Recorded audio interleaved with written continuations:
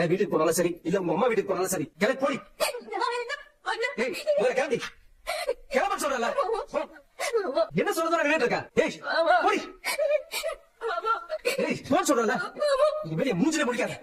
வீட்டுக்கு போன் சொல்றல போடி. டேய் சரவணா என்ன ரோட்ல இருக்கு இல்ல ஆதிங்களோட உனக்கு ரோட்ல இருக்கு. முதல்ல வீட்டுல வச்சு சண்டை போட்ட, அப்புறம் கடல வச்சு சண்டை போட்ட, இப்ப நடு மூச்சு நீடி சண்டை போட்டுருக்க. முதல்ல அவங்களை வீட்டுக்கு போக சொல்லுங்கப்பா. இது கூட இருக்க வீட்டுக்கு போன முதல்ல போக சொல்லுங்கப்பா. அழுகாதப்பா என்ன நடந்துச்சு சொல்லு. அப்பா வந்தாங்க, அவரை என்னென்னமோ சொல்லி அசிங்கப்படுத்தி தோத்து விட்டுட்டாங்க. என்னை வீட்டுக்கு போக சொல்லி சொல்றாங்க. பைத்திய முடிச்சிருக்கா வீட்டுக்கு போக சொல்லுங்கப்பா. நான் கேட்கிறேன் உங்களை பதில் சொல்றேன். போக சொல்லுங்கப்பா. இந்த பிள்ளைங்க நான் ரோட்ல எடுத்துட்டு வீட்டு போன கேட்டிருக்க.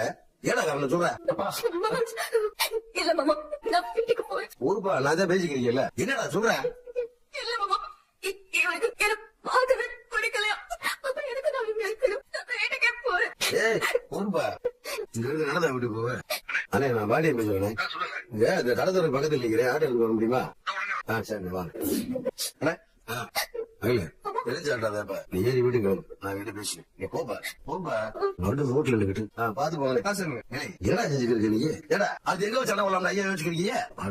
ஏன்டா நீ கட்டில கொண்டாடி கூட நல்லபடியா வாழ தெரியாத எதுக்கு கல்யாணம் இப்படி பாட்டு ஆரம்பத்துல கல்யாணம் வேணாம் சொல்லி இருக்கிறேன். நான் கல்யாணம் வேண்டாம் தானப்பா சொன்னேன். சாமியார போறேன்னு சொன்னேன். நீங்க என்ன பண்ண சொல்றதை கேட்கவே இல்ல.